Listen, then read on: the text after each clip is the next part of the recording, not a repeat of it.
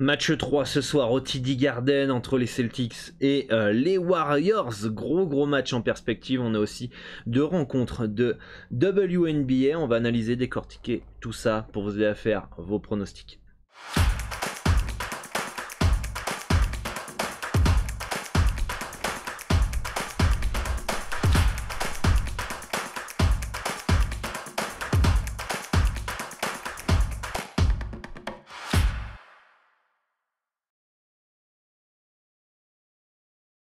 Salut à tous, c'est Dorado, j'espère que vous avez la forme et que vous avez la patate pour ce match 3 qui s'annonce très chaud en NBA cette nuit, et on a aussi deux matchs WNBA à aborder, et cette émission va se constituer en plusieurs parties pour ceux qui ne connaissent pas le programme. Première partie, les résultats des pronostics et des analyses de la dernière émission. En deuxième partie, les analyses et les pronostics du jour, et en troisième partie, les pronostics des performances joueurs. Et vous connaissez la chanson, si vous souhaitez que je continue à faire ces vidéos qui sont gratuites et qui me prennent du temps, n'hésitez pas à soutenir la chaîne en faisant plusieurs choses. Si ce n'est pas fait, vous abonner à la chaîne, d'activer la cloche des notifications pour ne louper aucune des prochaines émissions, recevoir une notification aussi dès que la vidéo d'analyse ou des vidéos conseils sont en ligne sur cette chaîne YouTube.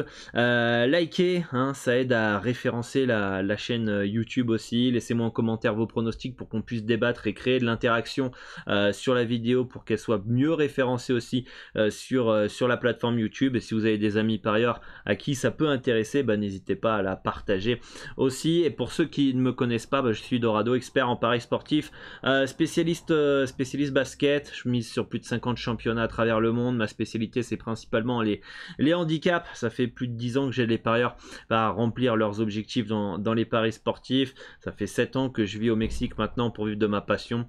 Fondateur de basket-pronostic.com, vous pouvez retrouver l'ensemble de mes pronostics ainsi que les différentes formations si vous souhaitez passer au niveau supérieur dans les paris sportifs.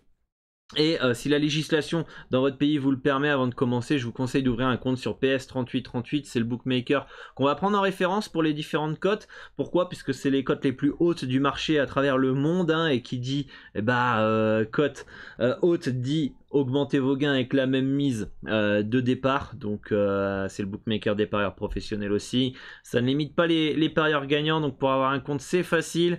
Vous allez dans les commentaires épinglés, je vous laisse le formulaire du broker Asian Connect, le plus fiable au monde, que je connais depuis plus de 10 ans, avec qui j'ai ouvert mon premier compte il y a une dizaine d'années aussi. Donc voilà, le tuto aussi en vidéo est dans les commentaires épinglés, donc à remplir le formulaire, suivre le petit tuto, et en quelques minutes vous avez accès aux meilleurs codes sur le marché mondial. Si vous souhaitez aussi passer au niveau supérieur, si vous ne comprenez pas pourquoi vous n'arrivez pas à engendrer plus de bénéfices dans les paris sportifs, je vous propose 15 étapes pour gagner de l'argent en pariant la NBA en 2 semaines. Alors c'est une formation qui est focalisée sur la NBA, mais elle peut très clairement vous inspirer sur le tennis, le foot, etc. et mettre en place votre stratégie.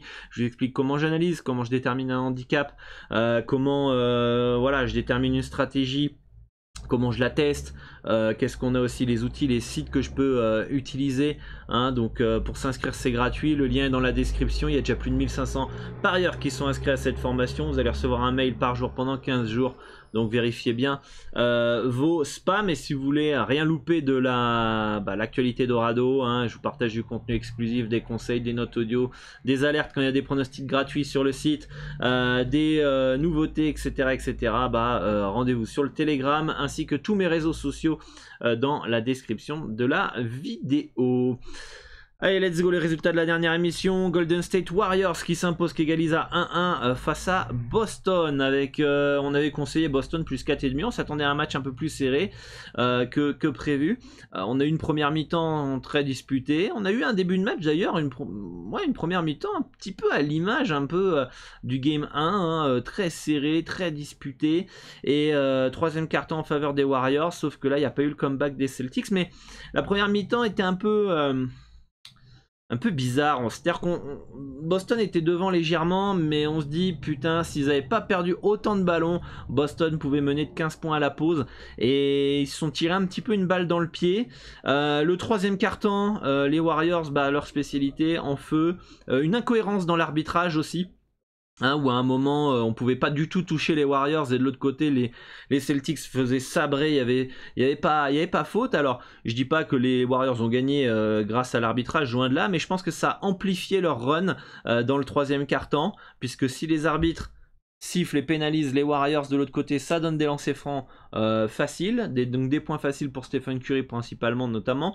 Hop, ça met en confiance, etc. Ensuite de l'autre côté, tu siffles pas les fautes sur Boston, ça fait des récupérations de ballon, du rythme pour l'attaque et de l'adresse qui est retrouvée pour enchaîner un run. Donc ça a pas aidé Boston, ce petit passage à un moment où même Smart, on lui siffle une faute, de l'autre côté il y a exactement la même, elle est pas sifflée, Horford qui se fait sabrer, etc. Même Tatum qui se fait sabrer, il n'y a pas faute, et ils comprennent pas trop jusqu'à ce que Udoka prenne une faute technique, parce que finalement, bah attends, t'as sifflé là-bas, là tu siffles pas, etc. À un moment, ça crée de la frustration du côté des Celtics, et là, bah, une fois que tu commences à gueuler sur l'arbitrage, tu sors de ton match et t'exploses totalement. Donc, c'est le troisième quart-temps. J'ai pas trouvé finalement les Warriors excellemment bons. Je pense que Boston a été très mauvais. Je pense que les Warriors ont retrouvé un peu d'adresse qui est toujours dans le basket. Et de 3, on a cette petite incohérence d'arbitrage qui a fait un petit peu basculer cette rencontre. Mais globalement, les Warriors méritent leur victoire. Mais ça a été un petit peu dommage, ce petit moment de flottement des arbitres à un moment donné. New York face à Minnesota. On avait conseillé Minnesota à 2,30 en WNBA. Qui est passé du côté de Atlanta Indiana, pareil, Atlanta -6 conseillé, qui est passé. C'était aussi des pronostics sur le club de basket-pronostic.com. Las Vegas Dallas qui s'impose face aux Wings. On a le Mercury qui s'impose de peu face aux Sparks.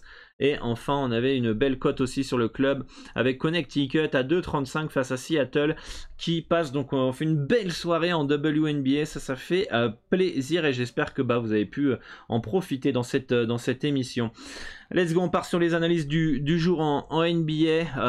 Je vais vous partager mes conseils, mes préférences sur chaque match pour vous aider à faire un peu vos pronostics, vous permettre de confronter vos analyses aux miennes. C'était pas forcément, comme je le rappelle souvent, mes pronostics perso. Si vous voulez les pronostics que je mise personnellement, rendez-vous sur le club privé sur basket-pronostic.com. Le lien est dans la description. Et aussi, avant toute chose, gérez bien vos mises. Misez de l'argent que vous êtes prêt à perdre, misez de l'argent que vous avez préparé à mettre dans votre invest de paris sportif. Très important. Beaucoup mettent la charrue avant les bœufs. Il y a énormément de choses à revoir à cause notamment de fausses croyances, à cause de ce que certains influenceurs, certains bookmakers à travers la publicité à la télé vous font croire, et ça crée de la frustration derrière, ça crée que certains engendrent des pertes, veulent gagner trop vite, crée de la frustration, et la frustration, mes élèves le savent, la frustration c'est le premier pas vers le tilt, d'injustice, tilt, envie de se refaire, tilt, etc. Bref, ça tout ça on l'aborde dans les différentes formations, dans le processus psychologique et du mental dans les paris sportifs. Donc misez toujours de l'argent que vous êtes prêt à perdre, et formez-vous les amis, formez-vous, ça c'est très très important. C'est pas suffisant de connaître le sport dans les paris sportifs, et je pense que si vous avez déjà un petit background dans le pari sportif, vous vous rendez compte que c'est un peu plus compliqué que ça. Donc voilà, let's go. Boston face à Golden State. Boston qui part légèrement favori à domicile face aux Warriors, ce qui me semble pour moi logique, avantage du terrain. Le TD Garden qui est chaud bouillant, des Warriors qui quand même dépendent beaucoup de Stephen Curry, et il va falloir que les Draymond Green, les Klay Thompson step up, clairement, parce que sinon ça risque d'être compliqué. Si je pense encore une fois, si Boston ne perd pas autant de ballons dans le match 2, je pense qu'ils peuvent prendre ce match là. Donc voilà, attention aux Warriors, ils sont capables d'aller gagner là-bas. Pour moi, il n'y a aucune value dans ce match 3 malheureusement, donc ça sera un no-bet dans cette rencontre. Boston a un handicap de -3, -3,5. On peut voir que le score potentiel est de -3, enfin de 3 points d'écart, 109 à 106. Je pense que Boston gagnera au moins un match chez eux. Je pense que ça peut être très intelligent ce soir de observer ce qui va se passer, de voir est-ce que Boston va gagner, et donc dans ces cas-là on aura peut-être un spot Warriors au match après, mais c'est pas parce qu'il y a un spot qu'il faut partir directement dessus. Est-ce qu'il y aura de la value derrière? Et si les Warriors gagnent, on aura spot Boston, mais est-ce qu'il y aura de la value? Donc On verra, je pense que c'est un bon point d'observation dans cette finale, ce match 3, qu'on va pouvoir savourer et se régaler encore une fois dans ces finales NBA qui va être très intéressant tactiquement. Donc pour moi c'est un beau no-bet. On observe ce match 3.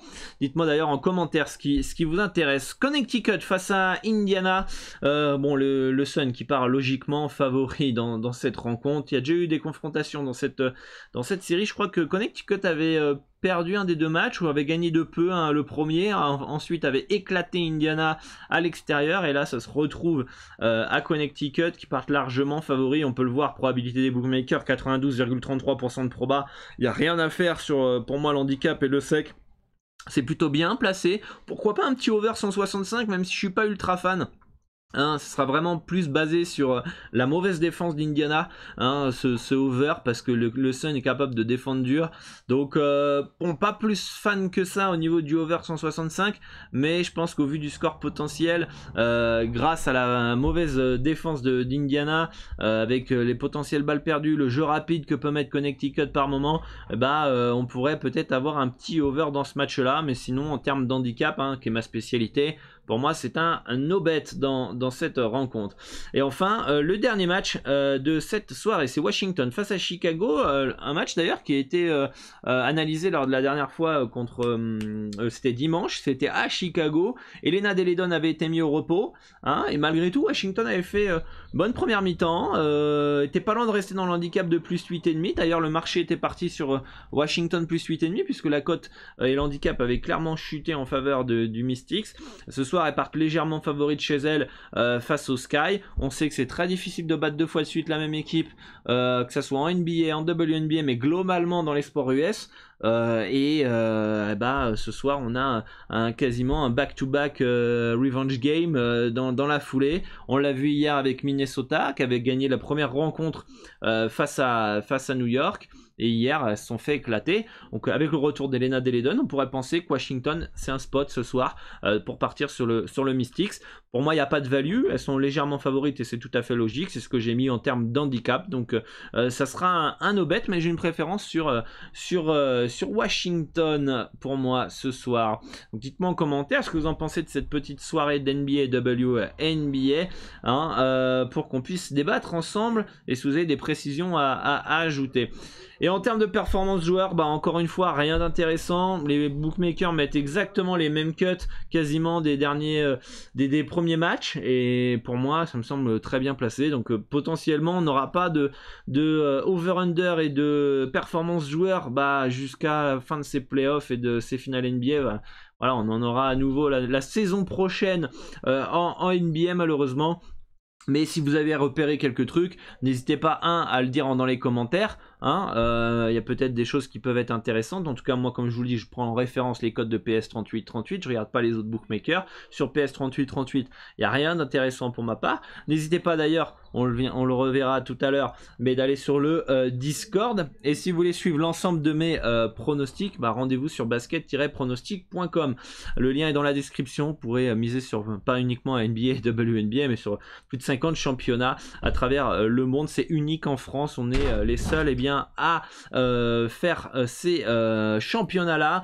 Et n'hésitez pas à me contacter si vous avez des questions par rapport au fonctionnement du club. Vous pouvez me contacter en privé sans aucun souci. Et comme je vous le disais, rejoignez le Discord pour échanger avec l'ensemble de la communauté des parieurs. On est déjà plus de 4000. Vous pourrez échanger avec moi-même aussi, me poser vos questions, etc. Vous pouvez échanger sur l'ensemble des sports, foot, tennis, évidemment basket, rugby. Il y a pas mal de membres qui sont aussi experts en performance joueur. Donc vous pouvez aller partager votre expertise, partager vos analyses. Tiens, j'ai repéré tel joueur, tatou, machin, qu'est-ce que vous en pensez? Voici mon analyse, etc. Et hop, lancer le débat avec d'autres parieurs qui analysent ces performances joueurs et qui sont spécialisés dans ce type de pari. Donc vous avez des tutos, des conseils. Donc n'hésitez pas à rejoindre le Discord. Le lien de l'invitation est dans la description de la vidéo.